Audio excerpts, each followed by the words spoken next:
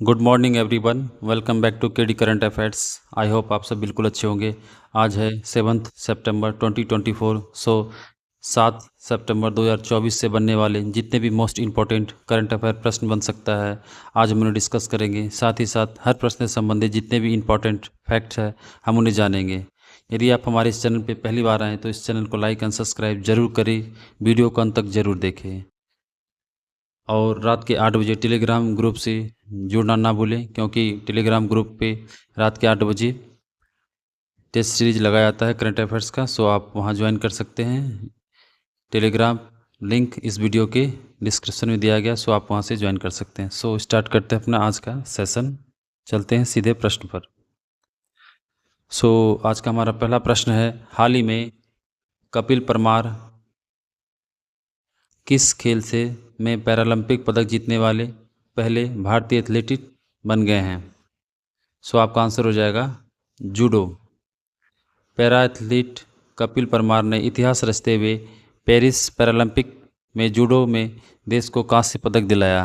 24 वर्षीय भारतीय जुडोका ने J1 क्लास इवेंट में यह कांस्य पदक जीता है। साथ ही कपिल परमार पैरालंपिक पदक जीतने वाले पहले भारतीय एथलीट भी बन गए हैं। तीरंदाजी की बात करें तो तीरंदाजी में हाल ही में हरविंदर सिंह जिन्होंने गोल्ड मेडल जीता है, जीतने वाले पहले खिलाड़ी बन गए तीरंदाजी में। निशानेबाजी की बात करें तो निशानेबाजी में हाल ही में अवनी लखेरा जिन्होंने गोल्ड मेडल जीता है 10 मीटर्स एयर राइफल्स में। हाई जंप की बात करें तो हाई जंप में हाल ही में प्रवीण कुमार ने गोल्ड मेडल जीता है 2.08 मीटर का हाई जंप लगाकर। ये भारत का छठा 6th नंबर का गोल्ड मेडल हो गया है अब तक। सो देखते हैं नेक्स्ट प्रश्न। हाल ही में किस केंद्रीय मंत्री को टाइम मैगजीन के AI की सबसे प्रभावशाली व्यक्तियों की सूची में शामिल किया गया है? सो आपका आंसर हो जाएगा अश्वनी वैष्णव। दुनिया की दिग्गज मैगजीन टाइम मैगजीन ने 2024 के लिए आर्टिफिशियल इंटेलिजेंस में अपनी 100 सबसे प्रभावशाली लोगों की लिस्ट जारी किया है, जिसमें टाइम मैगजीन की प्रतिष्ठित लिस्ट में केंद्रीय रेल और सूचना प्रौद्योगिकी मंत्री अश्विनी वैष्णव को शामिल किया गया है। इसके अलावा इन्फोसिस के को फाउंडर नंदन नीलेकनी और अभिनेता अनिल कपूर समेत कुल 15 भारतीयों को शामिल किया गया है। नरेंद्र मोदी की बात करें तो नरेंद्र मोदी को हाल ही में रशिया का हाईएस्ट सिविलियन अवार्ड से सम्मानित किया गया है, order of Saint Andrews the apostle से। इसके अलावा एस जयशंकर की बात करें तो एस जयशंकर द्वारा हाल ही में मॉरिशस की यात्रा पर गए थे, जहां उन्होंने मैत्री पार्क का उद्घाटन किया। इसके अलावा वहाँ भारत के पहले जन औषधि केंद्र की स्थापना किया। द्रौपदी मुर्मू की बात करें तो द्रौपदी मुर्मू को हाल ही में फिजी कंट्री के द्वारा हाईएस्ट सिविलियन अवार्ड से सम्मानित किया गया। इसके अलावा सूरीनाम कंट्री के द्वारा भी राष्ट्रपति द्रौपदी मुर्मू को हाईएस्ट सिविलियन अवार्ड से सम्मानित किया गया है। सो देखते हैं नेक्स्ट प्रश्न। हाल ही में पंचायती राज मंत्रालय ने सामाजिक परिवर्तन के लिए प्रणालियों को मजबूत करने के उद्देश्य से किसके साथ समझौता ज्ञापन पर हस्ताक्षर किए हैं? सो आपका आंसर हो जाएगा यूनिसेफ इंडिया। सो सबसे पहले आप ये बताइए, यूनिसेफ इंडिया का जो ब्रांड एम्बेसडर बनाया गया था इसी वर्ष 2024 में किसे बनाया गया था? सो आपका आंसर हो जाएगा करीना कपूर। तो करीना कपूर को हाल ही में यूनिसेफ इंडिया का नया ब्रांड एम्बेसडर बनाया गया था। सो पंचायती राज मंत्रालय और संयुक्त राष्ट्र बाल कोष यूनिसेफ इंडिया ने सामाजिक परिवर्तन के लिए प्रणालियों को मजबूत करने और समुदायों को शामिल करने पर सहयोग करने के लिए एक आशय पत्र पर हस्ताक्षर किए। इस साझेदारी का उद्देश्य मंत्रालय पंचायती राज संस्थाओं के निर्वाचित प्रतिनिधियों और क्षेत्रीय पदाधिकारियों तथा ग्रामीण समुदायों के बीच प्रभावी संचार के लिए तंत्र स्थापित करना और उसे संस्थागत बनाना है। इस टेक्नोलॉजी के माध्यम से यह पहल जो ग्रामीण नागरिकों को सशक्त बनाने का प्रयास करती है। नीति आयोग की बात करें तो नीति आयोग की स्थापना कब हुई थी? 1 जनवरी 2015 को हुआ था। वर्ल्ड बैंक की बात करें तो वर्ल्ड बैंक ने हाल ही में एक इनिशिएटिव स्टार्ट किया है जिसका नाम है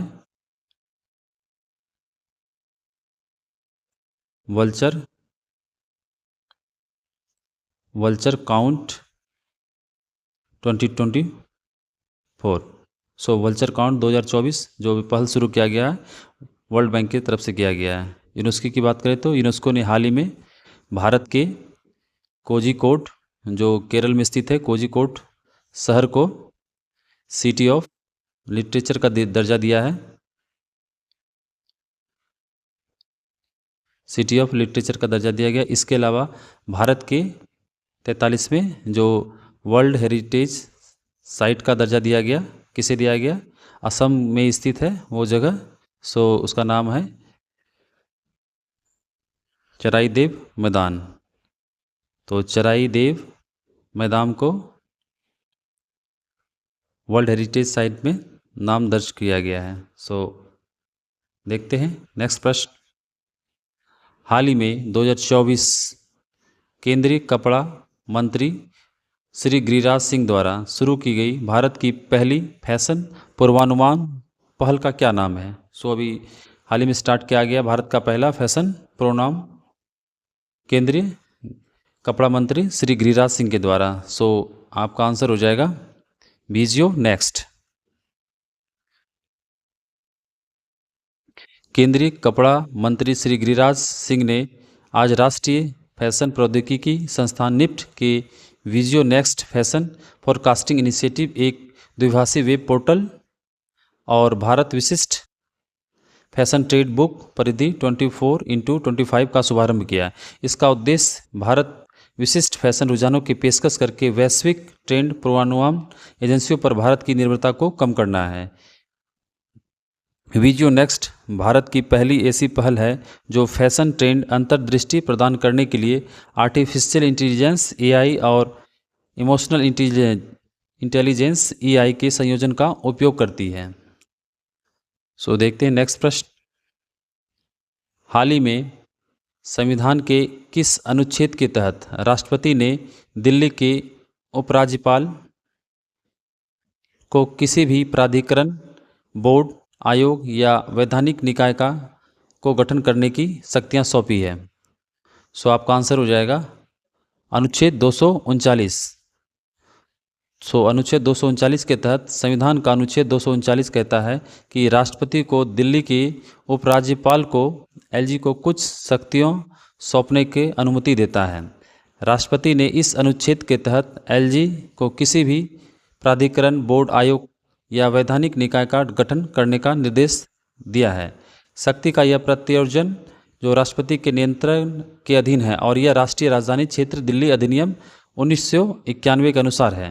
यह कदम लेफ्टिनेंट गवर्नर की आवश्यकताओं के अनुसार इन निकायों में सदस्यों की नियुक्ति करने का भी अनुमति देता है।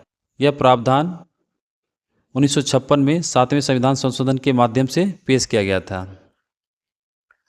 अनुच्छेद 312 की बात करें तो अनुच्छेद 312 में क्या है? अनुच्छेद 312 में ऑल इंडिया सर्विस है। इसके तहत संसद को अधिकार है कि वो संघ या राज्यों के लिए ऑल इंडिया सर्विस के पदों का सृजन कर सकती है। अनुच्छेद 226 की बात करें तो अनुच्छेद 226 में क्या है? अनुच्छेद 226 के तहत स्टेट हाई कोर्ट को ये पावर दिया गया है। हाई कोर्ट को ये पावर दिया गया कि वो रिट जारी कर सकता है। सो देखते हैं नेक्स्ट प्रश्न।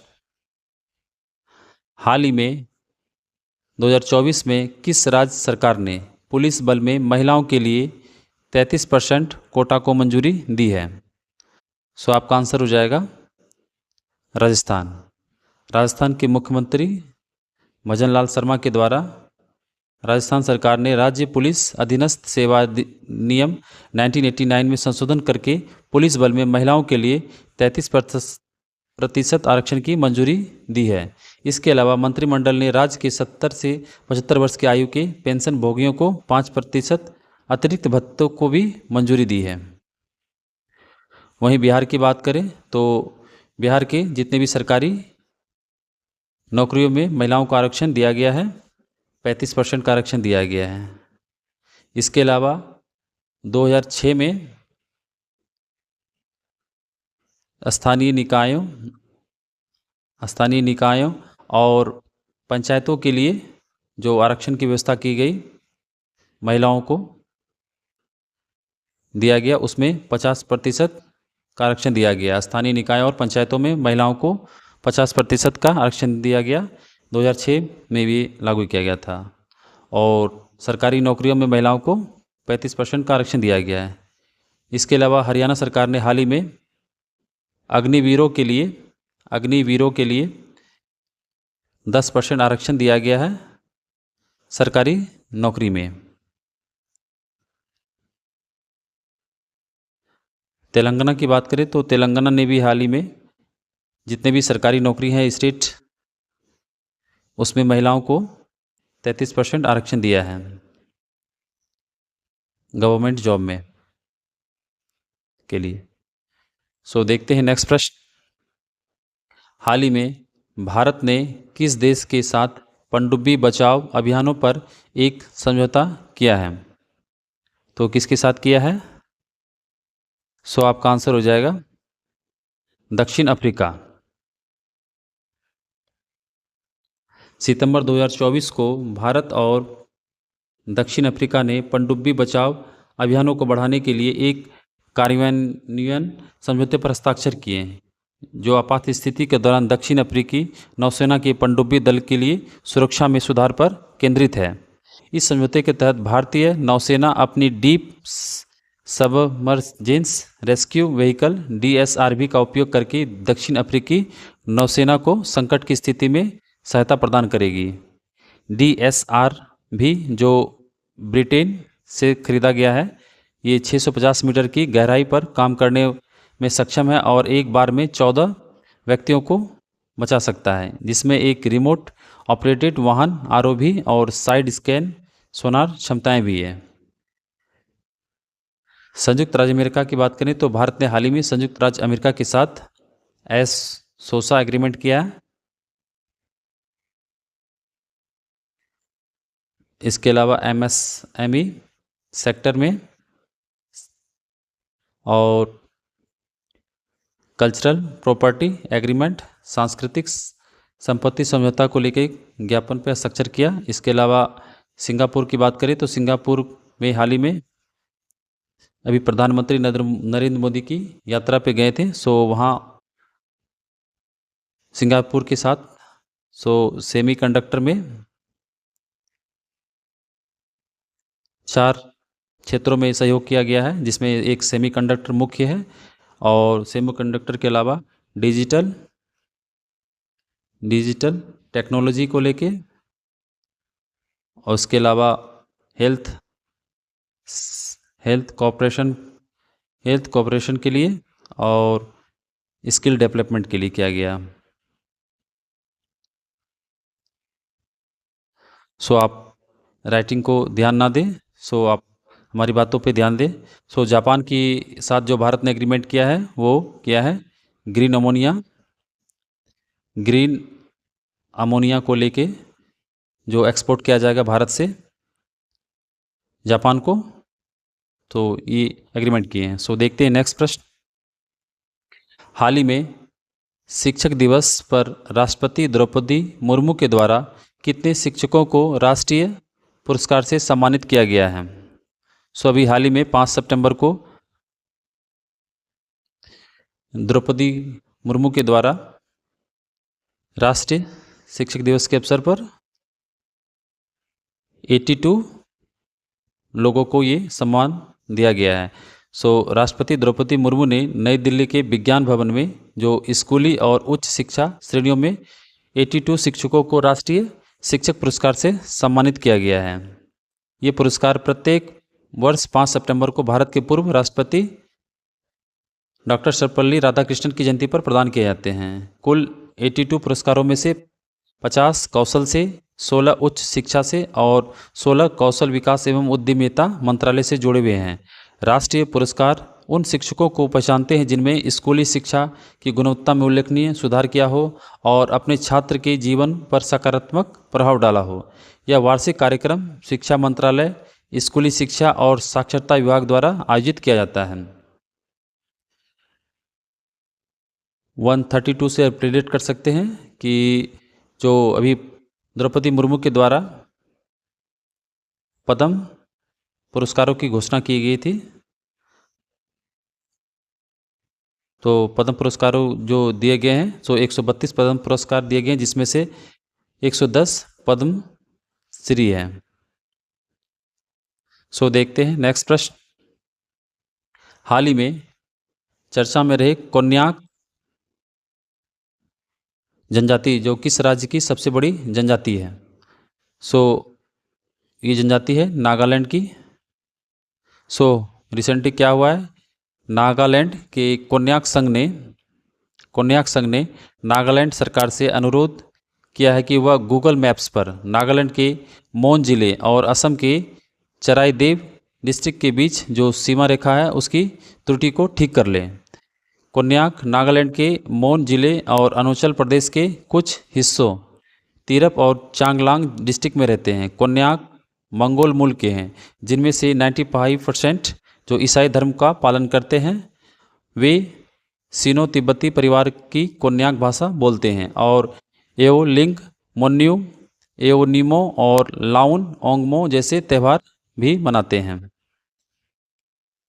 वहीं असम की बात करें तो असम की मुख्य जो जनजाति है कौन कौन सी है?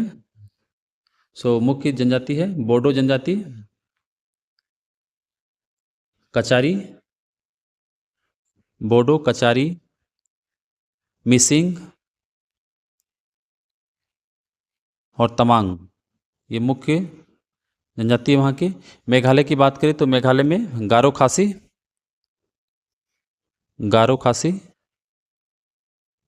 और अभी आप कुछ दिन पहले ही पढ़े होंगे कि मेघालय की पहली महिला डीजीपी जो बनी है वो खासी समुदाय से ही बिलोंग करती है। तो वो कौन सी महिला थी? इदा सीसा नोंग ग्रोंग। तो ये महिला जो बनी है ये खासी समुदाय से ही बिलोंग करती है, जो पहली महिला डीजीपी बनी है मेघालय की। ओडिशा की बात करें तो ओडिशा से आप रिलेट कर सकते हैं, ओडिशा में भी बोडो जनजाति पाई जाती है। बोडो, कचारी और सॉरी ये तो आपका असम से रिलेटेड हो गया। यहाँ संथाली पाए जाते हैं, जो अपने राष्ट्रपति द्रौपदी मुर्मू जी संथाल समुदाय से संबंधित हैं। इसके अलावा कोंडा रेड्डी है एक, कोंडा रेड्डी, और इसके अलावा बोंडा, ये जनजाति जो मुख्य रूप से पाई जाती है। नागालैंड की बात करें तो नागालैंड में और भी जनजाति है जिनमें प्रमुख है अंगामी, चांग और कोन्याक तो हो ही गया आपका, और इसके अलावा एओ, ये प्रमुख जनजाति है जो नागालैंड से बिलोंग करती है। देखते हैं नेक्स्ट प्रश्न। हाल ही में किस मंत्रालय ने विश्वासीय ब्लॉकचेन टेक्नोलॉजी स्टैक लॉन्च किया है? आपका आंसर हो जाएगा इलेक्ट्रॉनिक्स और सूचना प्रौद्योगिकी मंत्रालय। इसके मंत्री कौन है? मिस्टर अश्विनी वैष्णव। इलेक्ट्रॉनिक्स और सूचना प्रौद्योगिकी मंत्रालय, ministry of electronics and information technology ने ब्लॉकचेन एज ए सर्विस प्रदान करने के लिए विश्वसनीय ब्लॉकचेन टेक्नोलॉजी स्टॉक लॉन्च किया है। इसे एक वितरित बुनियादी ढांचे पर बनाया गया है जिसे विभिन्न अनुमति प्राप्त ब्लॉकचेन अनुप्रयोगों का समर्थन करने के लिए डिजाइन किया गया है। Ministry of electronics and information technology ने एनबीएफ लाइट एक हल्का ब्लॉकचेन प्लेटफॉर्म और प्रामाणिक मोबाइल ऐप की उत्पत्ति को सत्यापित करने के लिए एक पोर्टल भी पेश किया है। राष्ट्रीय blockchain framework national blockchain framework का उद्देश्य अनुसंधान और अनुप्रयोग विकास के माध्यम से डिजिटल विश्वास और सेवा वितरण को बढ़ाना है। गृह मंत्रालय की बात करें तो गृह मंत्री कौन है? मिस्टर अमित शाह। इन्होंने हाल ही में एक पोर्टल लॉन्च किया गया जिसका नाम है मानस पोर्टल। इसके अलावा जो इसका हेल्पलाइन नंबर है 1933 हेल्पलाइन नंबर है। युवा मामले और खेल मंत्रालय जो के मंत्री कौन है? मनसुख मांडविया। इन्होंने हाल ही में रिसेट पोर्टल को लॉन्च किया है। महिला एवं बाल विकास मंत्रालय के मंत्री कौन है? मिस्टर अन्नपूर्णा देवी, जिन्होंने हाल ही में सी पोर्टल को लॉन्च किया है। सी बॉक्स 2.0 पोर्टल को लॉन्च किया है। सो फ्रेंड्स, ये आज के सेशन का आखिरी प्रश्न था। सो आप बहुत कुछ नया सीख के जा रहे होंगे और ये जितने भी प्रश्न हैं ये वेरी वेरी इंपॉर्टेंट प्रश्न हैं। सो चलते अपने पिछले प्रीवियस डे के प्रश्न पर रिवीजन करते हैं। हाल ही में 2024 के पेरिस पैरालंपिक में स्वर्ण पदक जीतने वाले पहले भारतीय तीरंदाज कौन है? सो हरविंदर सिंह हैं। हाल ही में विश्व की सबसे बड़ी निम्न कार्बन हाइड्रोजन सुविधा कहाँ बनाई गई है? सो यूएसए में, टेक्सास में। किस नेता की उपलब्धियों की स्मृति में रेमन मैग्सेसे पुरस्कार फाउंडेशन ने एक नया ग्रेटनेस ऑफ स्पिरिट श्रृंखला सीरीज की शुरुआत की है? सो दलाई लामा। हाल ही में किसे अंतर्राष्ट्रीय टेबल टेनिस महासंघ ITTF फाउंडेशन के पहले भारतीय राजदूत नामित किए गए हैं? सो शरद कमल, जो टेबल टेनिस से संबंधित है। हाल ही में किस राज्य में लगभग 24,800 वर्षा जल संचयन संरचनाओं के निर्माण के लिए जल संचय जन भागीदारी पहल शुरू किया गया है? सो ये गुजरात के सूरत में से स्टार्ट किया गया है। हाल ही में वित्त वर्ष 2024 में 10 सबसे बड़े राज्यों में किस राज्य ने वास्तविक सकल राज्य घरेलू उत्पाद में सबसे अधिक वृद्धि दर्ज की है? सो तेलंगाना। हाल ही में उत्तर प्रदेश में वैदिक 3D संग्रहालय की स्थापना कहाँ की जाएगी? सो ये वाराणसी सिटी में की जाएगी। हाल ही में किस राज्य की विधानसभा ने शून्य काल स्टार्ट करके एक नई विधायी प्रथा शुरू की है? सो हिमाचल प्रदेश के द्वारा। हाल ही में किस संगठन ने भारत विकास अद्यतन बदलते वैश्विक संदर्भ में भारत के व्यापार अवसर रिपोर्ट एक जारी किया है? सो वर्ल्ड बैंक के द्वारा। हाल ही में खबरों में रहा बांदीपुर टाइगर रिजर्व किस राज्य में स्थित है? सो कर्नाटका में। सो फ्रेंड्स, चलते अपने आज के क्विज के प्रश्न पर। सो आप यहाँ स्क्रीन पे 5 प्रश्न देख सकते हैं। आप इनके आंसर जाके कमेंट बॉक्स में कर सकते हैं। आपको जितने भी आंसर आ रहे हैं सो उतने ही करें, और जितने आपको इनकी जानकारी है सो आप सारे इसमें कमेंट कर सकते हैं। यदि आप हमारे इस चैनल पे कंटिन्यू रहेंगे तो ऐसे ही इंपॉर्टेंट प्रश्न का श्रृंखला आता रहेगा। यदि आप हमारे इस चैनल पे पहली बार आए हैं तो इस चैनल को लाइक एंड सब्सक्राइब जरूर करें। वीडियो को अंत तक देखने के लिए आपका बहुत बहुत धन्यवाद।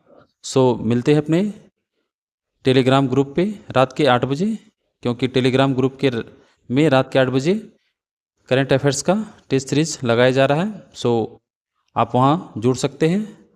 टेलीग्राम लिंक इस वीडियो के डिस्क्रिप्शन में दिया गया, सो आप वहाँ से ज्वाइन कर सकते हैं। सो वीडियो को अंत तक देखने के लिए आपका धन्यवाद। सो मिलते हैं अपने नेक्स्ट वीडियो में। Thank you.